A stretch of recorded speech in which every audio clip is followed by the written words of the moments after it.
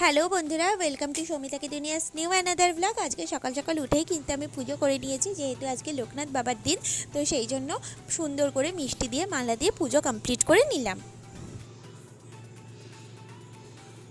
তারপরে আমি চলে এলাম অন্যান্য কাজকর্ম করতে। এই যে দেখো কত জামা কাপড়, এগুলো আমাকে এখন কাচতে হবে আর সমস্ত কিছু শুকিয়ে ভাঁজ করে তুলেও রাখতে হবে।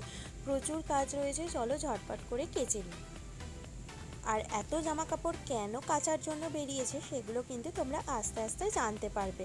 আমি এখনই কিছু বলছি না, আমার একটু ভিডিওগুলো দিতে টাইম লাগবে। এই যে দেখো, এখন সব জামা কাপড়গুলো কেচে ধুয়ে মেলে দিয়েছি, আর এইখানে কম্বল, শীতের জামা কাপড় সমস্ত কিছু কিন্তু আছে। আর এখন কেন শীতের জামা কাপড়, কম্বল এগুলো রয়েছে সেগুলো কিন্তু জানতে হলে অবশ্যই আমার চ্যানেলের সমস্ত ভিডিওগুলো কিন্তু দেখতে হবে।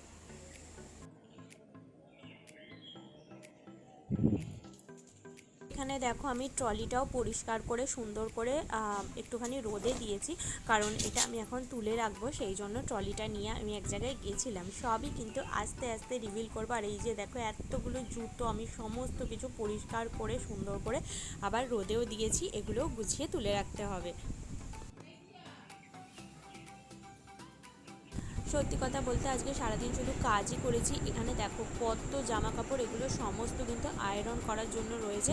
তো চলো ঝটপট করে এখন আয়রনটা কমপ্লিট করে নিই, তারপর আসছি।